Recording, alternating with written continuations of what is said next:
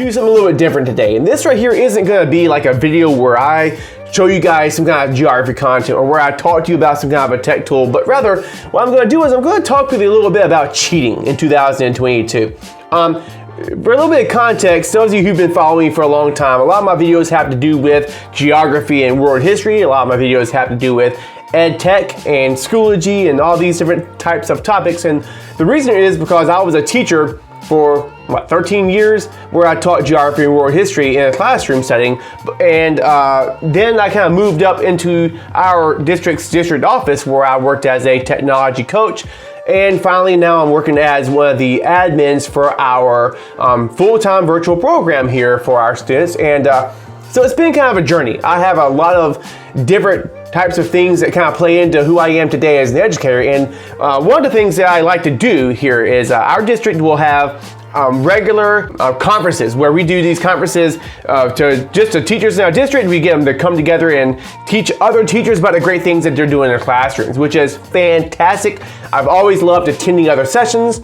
I also feel like I have a lot to be able to offer, and I love to be able to share what I know and what I do with other educators in my district. So one of the things that I always present on, because it is near and dear to me, is course design. I like to create interactive assignments that students can go in and manipulate and they also make the teacher's life a little bit easier. So in that, one of the things that I always get asked about as a virtual teacher, as a virtual administrator, and as a EdTech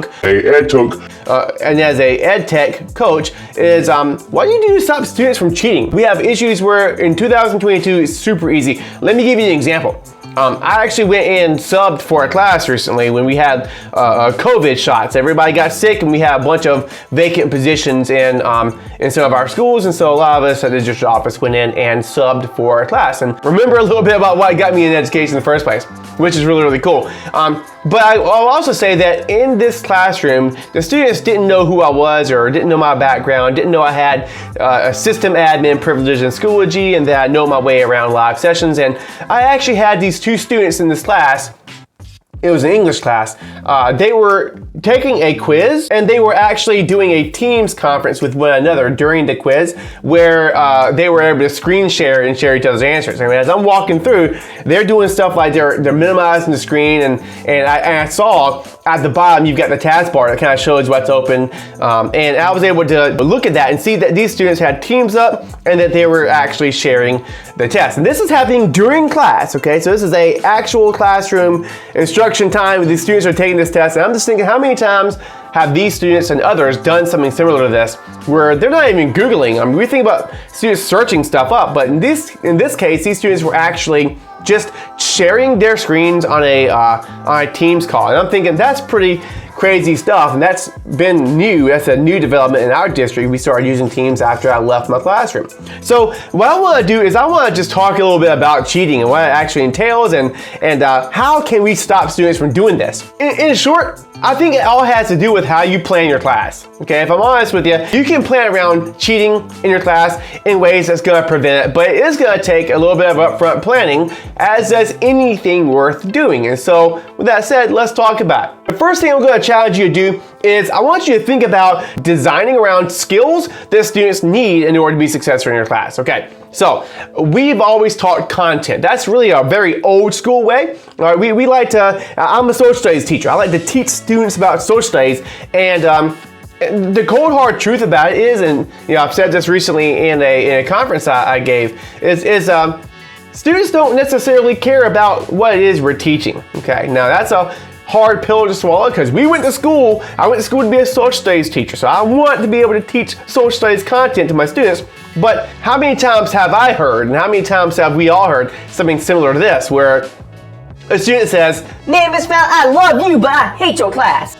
Right, well, that's yeah, of course, I get that every single year I've ever taught, where students would love me as a person, but they hated my class. And so that right there tells me right off the bat that teaching is about forming relationships with students. They love me as a person, and I would genuinely love and try to look out for them as my students, but they weren't as passionate about the content as I was. And so what I always strived to do is make sure that they learn more than just social studies with me. They learn skills that they can take in all walks of their life beyond my classroom. So they would learn how to read and interpret evidence and interpret text and interpret what I'm looking for. They could interpret data in a graph or in a map.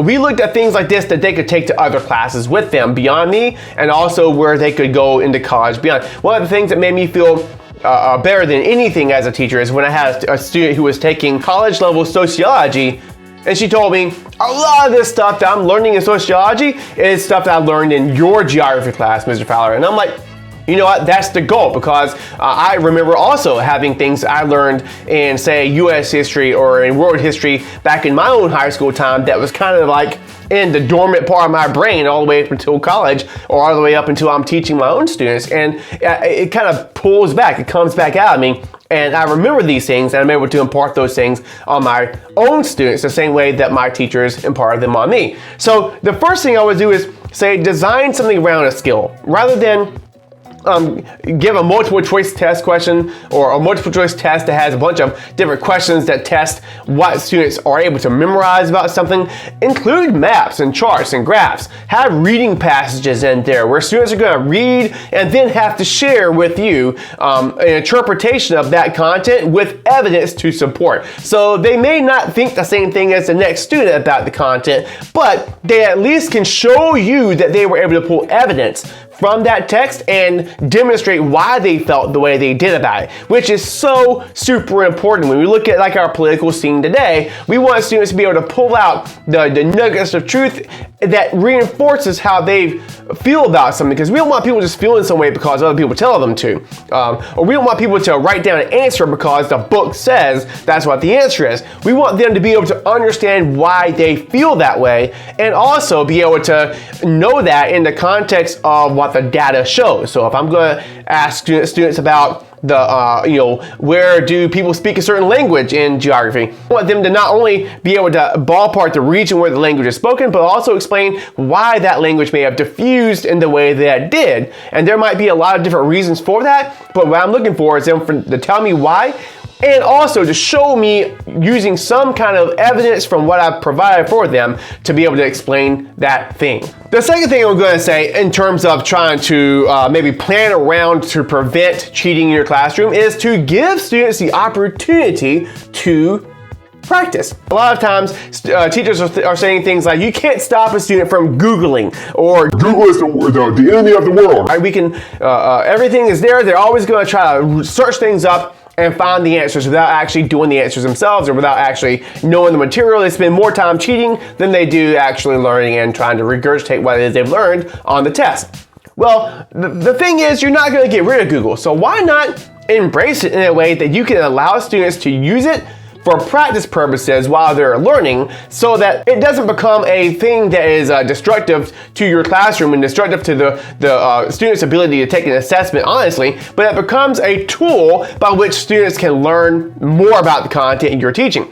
I was just able to pick up a guitar for my daughter. She wants to start learning. I'm not going to go out and buy a brand new guitar for her to think about whether or not she wants to learn. So I was able to get this old broken guitar that has a guitar nut that is all chipped up and broken. So first thing I did was I Googled, I went on YouTube, I said how to change out a guitar nut. And I found a video, I ordered the materials I need, and now I'm going to, this weekend, take some time to change out and switch this guitar nut. I don't know how to do that, all right? So I need to figure it out, and I need to use Google to do that. I need to use YouTube to find a tutorial on how to change out the guitar nut. So in the same way, these students, their go-to to learn things is to go onto the internet, to Google it, to find a video. That's what they're doing, because that's what our society, that's what we do as teachers, right? So the point here isn't to ban Google or to say you can't use a search engine to figure this out. let's create different types of assessments that are, we don't even grade them, they're just practice, right? So that students can go in and figure it out and do it their way and learn the material.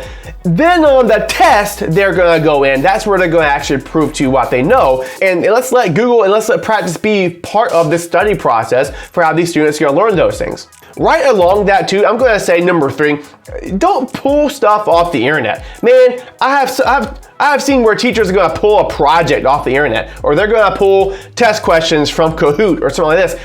Here, I can tell you the straight up reality of it is if you found it on the internet, your students did too. And no, not that your students are going to find it, no, they already have, okay? So if you're finding something on the internet that you're gonna use on a test, or that you're gonna use on a writing assignment or some kind of a project, these students have already found it and they are already going to do it. They're copy and pasted, or even if they didn't copy and paste, they read over it and they're gonna regurgitate something very similar. You are setting yourself up to fail if you're pulling assignments off the internet with the expectation that students aren't going to find it and cheat by copying and pasting what's there. And then it puts you in a position where you have to deal with it, right? So one thing that I think kind of bothers me is where I do see where students have gone in and plagiarized something by copying and pasting right out, and then I look at the type of question that they're looking at, and the question came right off the internet. It's almost like the question itself or the assignment itself is plagiarized, and then we hold students to an expectation where they're not supposed to do the same exact thing that we did. Stop finding stuff on the internet and using it in your assessment. Rather, think about things like Bloom's taxonomy, or the depth of knowledge, the different types of verbs. One of the things I always like to do on tests or assessments is I want students to know the material, but like I said earlier in this video, I want them to be able to understand how it applies to the greater scheme of things by providing evidence, by interpreting data. So I might ask a student to tell me what region in the world is most prominently Islam, right? And they can go in and they'll be able to know the content. They'll know where you're gonna find people that are religiously Islam. But then I might also ask them to look at a map that shows the populations of some of these regions and get them to think about why and explain to me why some of those different clusters of people live where they are. This is not something that you're going to be able to necessarily Google, or if you do, you're not going to find something that is exactly in line with what it is I'm asking my students to do. So I very intentionally planned, it does take a little bit of planning time, but I would plan to have my students explain things to me using geographic concepts or concepts of world history or whatever it might be, interpretation of charts and graphs, evidence that come from primary sources that they might read in class, and be able to explain to me using that evidence why something might be. This is way more complex and therefore almost impossible for you to find the exact same thing on the internet where somebody else has done something before. So I'm not saying to reinvent the wheel all the time. I'm definitely not telling you guys not to use stuff that other teachers have done. And on the contrary, I would think that if you network and collaborate with other teachers, you can create more of these different types of assignments that are centered on teaching skills or assessing the skills that students may have, rather than content, rather than something that you found off the internet. You're all going to benefit for it, and your students will benefit the most. Finally, the last thing I'm going to leave you with is I really do believe that there is a place in 2022 to allow students to do retests, or requizzes, or retake different types of assessments. All right, so I understand that assessments are important, but I also understand that the grade doesn't define the student. And one thing that I feel like we really need to move past is this idea that a student needs to prepare for something and then go and do it and then succeed 100% right then and there. And the reason why I think that is because I don't know in education a single time where you get one shot to do something, and if you fail, then you failed as a person, or you failed as a teacher, or you failed as an admin, or whatever it might be. That doesn't exist in my experience. And so the issue I have is if it doesn't exist in the real world, then why in the world do we have it where students can't do retests on something? Where it's almost like you're holding them to a higher standard than we might hold ourselves. Think about one single job where somebody is going to have to do 100% or have to show their perfection on the first time they do something, where they don't have the opportunity to learn as they go or to redo something and get better at it over time. I mean, unless you're like an assassin or something, I can't think of a single job or career where that is actually the case. And so why in the world do we put such pressure on assessments for our students? I would say that you've got state testing, super important stuff. It's not going away, and also it informs what you do in our classroom. And the stakes are so high on that. Why in the world are we going gonna make a Unit 2 test have those same kind of high stakes for our students when we can throw them a bone there and say, hey, look, you guys can go in and do this test and do your very best once you're prepared, but we're gonna also give you guys an out where you have the ability to demonstrate your skills at a later time. And look, I also know what you're saying. I mean, I taught advanced placement. Did I do retests in advanced placement? Absolutely. Did I do it the same way as I did in my college prep classes? No. So for example, in my lower level world history class, I might have let students take a retest, and whatever they make in the retest is going to replace the first grade altogether. One thing I did not do, and that I would be ashamed if anyone that is a teacher would do this, is you don't let the second test count if the students make a lower grade, right? So that's not the purpose. You gotta make sure the highest grade stands, right? But my students, they struggle a little bit more. If they went and they took time to prepare and do better on the test the second time around, then to me, I think that's a very definition of success. I'm gonna say, great job, this student did, he did a fantastic job on the retest. I'm gonna celebrate that with this student, and I'm gonna say that's great and build them up because they worked hard, and they probably did, honestly, work as hard as we would work on different types of tasks that we might screw up on or need a deadline extension on in the real world. But in my human geography class, I did a little bit different because the students were held to a higher standard, a national standard, and they also were far more, I guess, capable of this kind of love and care. But the way I did retests and there was the students would take it for an average, okay? So they would take a multiple choice test question that reflected the same kind of process on the AP exam. And if they made a 72 on it, and they wanted to go for a higher grade, then that student needed to study really, really hard. They had between 4 and 7 o'clock on like the subsequent Thursdays when I did retests, and it would close out on them after that. So they had to do it within that period of time, and it was not proctored. So the first time they take it with me, and it's a proctored test. The second time, it's still timed, approximately 52 seconds per question that they did, but they could go to the library. In theory, they could even work together. I'm not gonna know if they do or don't. What I am gonna do is tell them that it's pulling from a test bank of approximately 150 questions at random, and that you may not see the 2 different questions, and with 52 seconds per question, I don't know if you've got time to Google or if you've got time to network. So in short, students didn't take my test lightly, and if they were going to do a retest, they knew that they were going to do better the second time than they did the first time because it was going to average together, and they didn't want their grade to go down, which I wouldn't let it, or they also didn't want to put in a huge amount of time to go up maybe a point or 2 because they scored the same as they did before. So retests were extremely effective for me in my classroom, helped my students to prepare more because they studied their tail off again for a test. They were better prepared for the AP exam at the end of the year. I used it to build them up and to give them an out whenever they thought that maybe I had a bad day in the test. Now I can do better. Everyone wins. So there you have it. That is what I'm talking about. Cheating is something that's not going to go away. It is something that you can prevent a little bit in 2022. I will also say that it's something that it's becoming more sophisticated over time. So one thing that we need to do as teachers is we need to be lifelong learners, and we need to collaborate with each other and figure out what is your colleague down the hall doing to prevent students from cheating. What is it that the latest research says? What are some tips and stuff from YouTube vlogs or from different types of websites that we can use to help our students to not cheat or to prevent them from being able to?